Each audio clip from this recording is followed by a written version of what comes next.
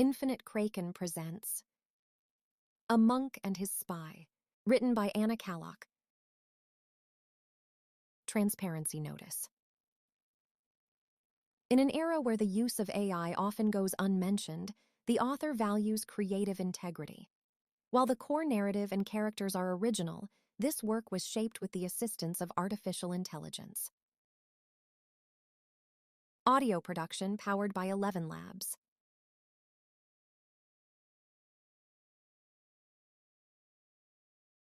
Chapter 2. Exile Decision. The train hissed to a stop in a place that barely deserved the name village. A single cement platform radiating the day's heat, one dim lamplight swaying lazily in the breeze, and a mountain path disappearing into evening haze. Neve stepped off alone, backpack slung over one shoulder. The platform was empty except for a solitary figure near the edge, wearing a thick monk's tunic that seemed absurdly heavy for the lingering heat. The man's lined face and sweat-damp collar hinted he'd been standing there a long while. He stood around 1.80 meters tall, broad-shouldered, with short black hair cropped tight on the sides and back, but longer on top, as if he'd once known what fashion was. His blue eyes scanned her with the kind of calm scrutiny that suggested judgment was being quietly passed and filed away. Neve's job was to read people. Her life had depended on it more than once. Eyes were supposed to be windows to the soul, but his were like stained glass, beautiful on the surface, but something dark shifted behind them. He was too good-looking to be a man of the cloth, which was frankly a shame, and possibly a sin in itself. "You're our guest?" he asked, voice cautious but neutral. The sound of his voice snapped her out of her thoughts, dragging her attention back to the very real and irritatingly attractive monk in front of her. His voice was as tempting as his looks, low, steady, with just enough grit to make her wonder what else he was hiding beneath all that fabric and obvious disapproval. "Depends on who's asking." He tilted his head slightly, eyes narrowing just a fraction. "Otto sent me," he said, then nodded toward the path ahead. "Follow me." He didn't ask her name, didn't offer his, and that Neve thought was irritating on one level, but on another, strangely refreshing. No pleasantries, no lies. They made their way out of the train station without another word, two shadows moving through the stillness. He veered off to the side of the station where a small lean-to stood, partially hidden behind an old woodshed. Neve followed, curious, only to watch him emerge with a sturdy mule saddled and loaded with provisions. Of course he had a mule. Of course it was packed to military efficiency. She sighed inwardly. Monks weren't much for small talk, but apparently they made excellent logisticians, and followed him into the late afternoon sun. They passed through the village in silence. It was a scattering of alpine houses, wood and stone chalets with steep, slanted roofs designed to shrug off winter. Flower boxes clung stubbornly to their windows, though the blooms were half wilted from the heat. A few shutters creaked lazily in the breeze, but no one emerged. A dog barked somewhere out of sight, more out of habit than interest. A cat blinked at her from the shade under a bench. Nobody waved. Nobody asked questions, which, all things considered, was reassuring. The monk didn't look back to see if she was keeping up. He moved with the kind of steady, silent pace that could have been interpreted as patience or irritation. Hard to tell. She adjusted her pack. "So," she muttered, mostly to amuse herself, "do you all take a vow of silence, or is that just the standard welcome package?"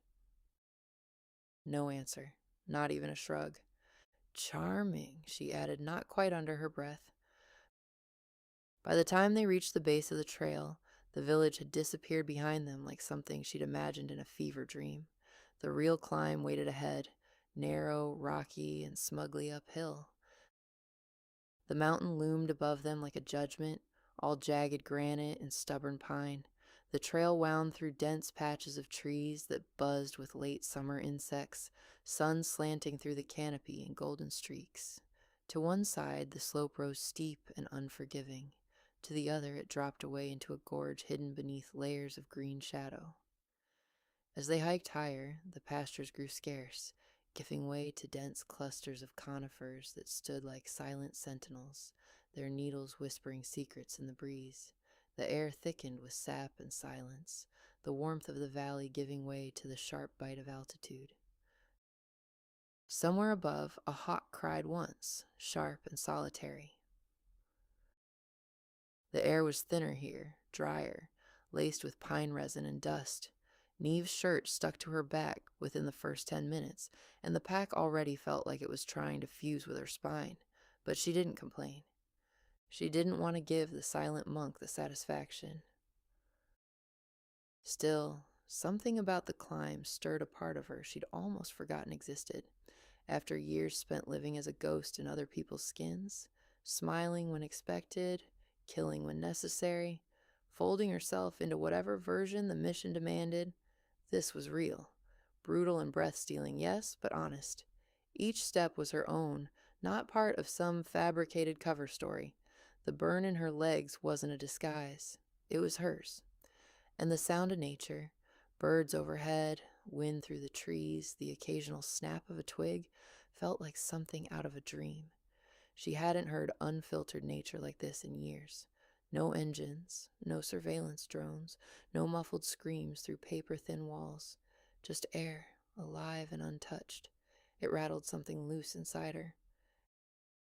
After hours walking in silence, so complete he hadn't addressed her once, the mule became the only creature making sound, snorting and clopping occasionally as if to remind them both that someone, at least, had something to say.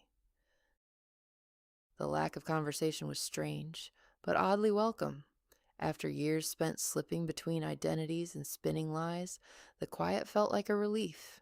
She wasn't exactly craving chatter, and neither, apparently, was he.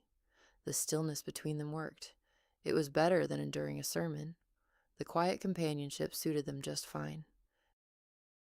They crested a ridge just as the trees thinned, and suddenly the world opened. The monastery revealed itself below. A stone fortress folded into the mountainside, weathered and massive. A slender stream cut through the grounds like a silver ribbon, feeding a wooden water wheel that turned in slow, steady rhythm beside the outbuildings.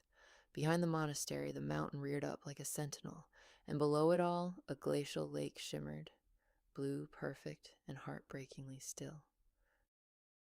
For a moment, Neve forgot she was supposed to be hiding. It was the kind of view that made silence feel sacred. They descended the final stretch in silence. The building loomed larger with each step, its weathered stone walls half covered in ivy, the pointed arches of its windows casting long shadows across the path.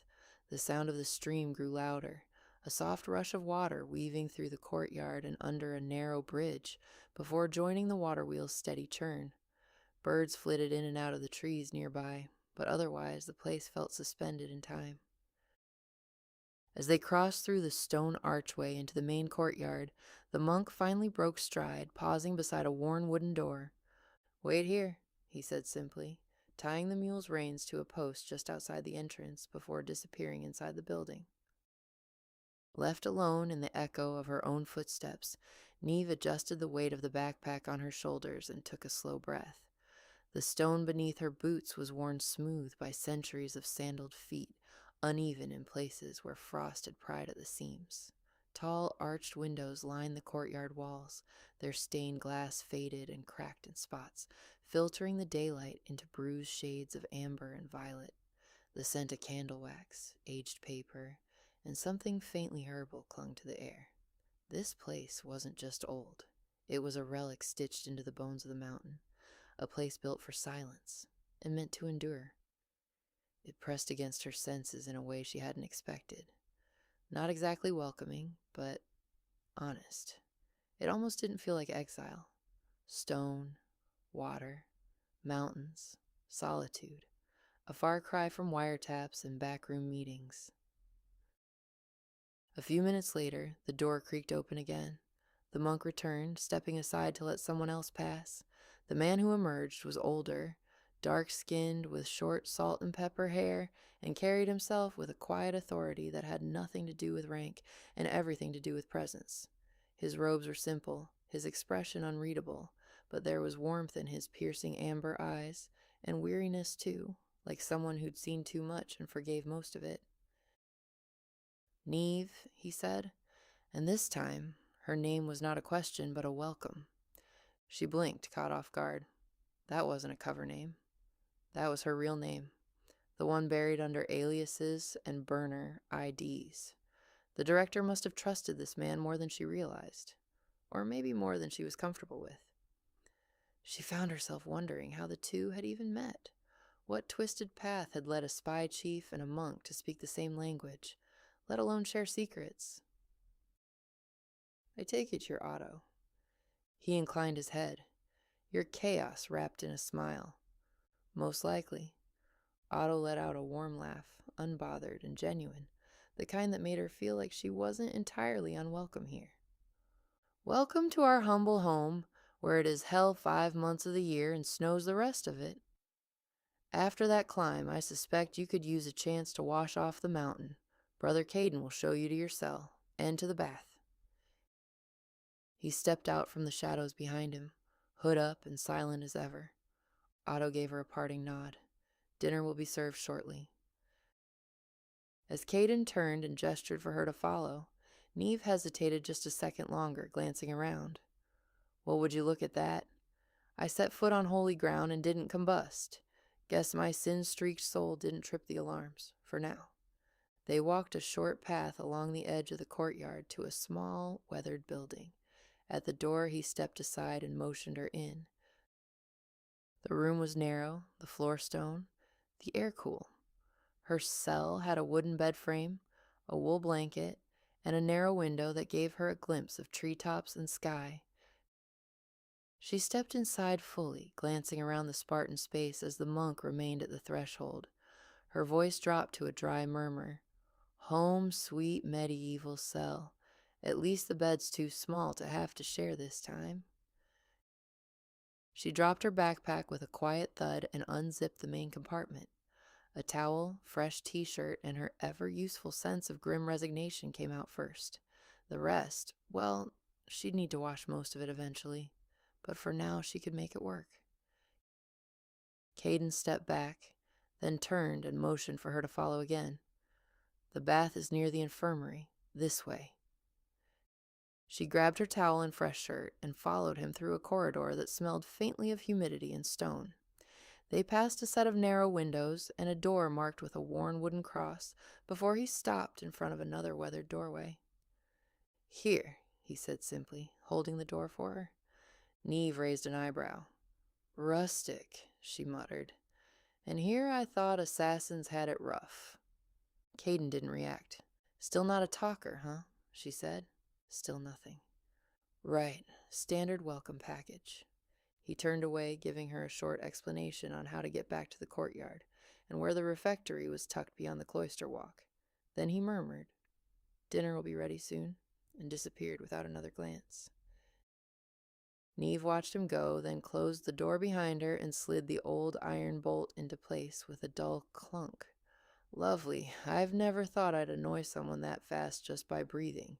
That's a new record, even for me. Inside the bathing room was as rough-hewn as expected. Wooden tub, small bench, and a ceramic basin fed by a spout of cold spring water. Surprisingly, they had electricity, basic wiring that hummed faintly overhead, powering a single bulb that cast a soft yellow glow over the stone walls. The monastery harnessed the nearby stream, its flow diverted to spin a small turbine, providing a sustainable source of power. The monastery's plumbing was an ancient marvel. Built near a river, the water was channeled through the building by stone conduits. The current itself provided the pressure. It first went to the grain mill, then to a boiler room where ale was made, continued to the fulling mill, then the tannery. After that, it branched into smaller conduits that supplied the kitchens, washrooms, and little shops where necessities were crafted. Finally, the water passed beneath the latrines before it returned, mercifully, back to the river. Her bath was short and, to her surprise, warm. She soaked quickly, scrubbing off the sweat and mountain dust, then toweled off and changed into the fresh shirt. The air outside the tub still held the mountain chill, but her skin steamed as she moved. Clean or close enough, she slipped quietly back through the corridor, retracing her steps to her cell before making her way to the dining hall. The dining hall was quiet. Monks sat in 2 long rows, eating in silence. No one looked up. Otto gestured for her to sit near him at the end of the table. 1 bowl of soup, 1 slice of bread, 1 cup of water. Spartan didn't begin to cover it. Otto, however, seemed determined to inject life into the evening. He leaned toward her with a conspiratorial grin and slid a small wooden cup her way. "You should try the ale. We brew it here. Old recipe, older barrels, and surprisingly not awful." Neve took the cup, sniffed it cautiously, and took a sip. It was stronger than she expected, with a smoky bite and something vaguely herbal lurking underneath. She raised an eyebrow. "Not bad." Otto chuckled. "We do what we can to stay warm and relatively sane." She took another sip, slower this time. If the alcohol didn't loosen his tongue, maybe the ambiance would. "So, you and the director, that's not exactly your average alumni reunion." Otto chuckled softly, eyes glinting with something old and unreadable. "Let's just say it was my first time using a gun and learning how to close a bullet wound. That's all I can say, unless you want the old man to throw me into a vow of silence out of spite." Neve laughed, tipping her cup toward him. "I could see him do that," she said with a smirk. He clinked his gently against hers, their quiet toast the loudest sound in the room. Across the table, Caden sat like a statue, eyes fixed ahead. She didn't expect conversation. She definitely didn't expect the tension coiled around the silence like a live wire. Antarctica would have felt warmer. He finished his plate and left the table without a word. Neve leaned toward Otto and asked under her breath, "What's wrong with that one?" Otto smiled around his spoon. "He's actually quite lively. Just doesn't like strangers." "Fantastic," she muttered. "He'll warm up," Otto said. "Soon enough." Later, back in her cell, Neve lay down with a slight buzz from the ale warming her stomach. The room was dark and still, but her thoughts didn't settle. She stared at the ceiling, chewing on the silence. What the hell had she done to earn that level of frost from Caden? The man hadn't so much as grunted in her direction. Worse, why did it bother her? That part surprised her more than anything else.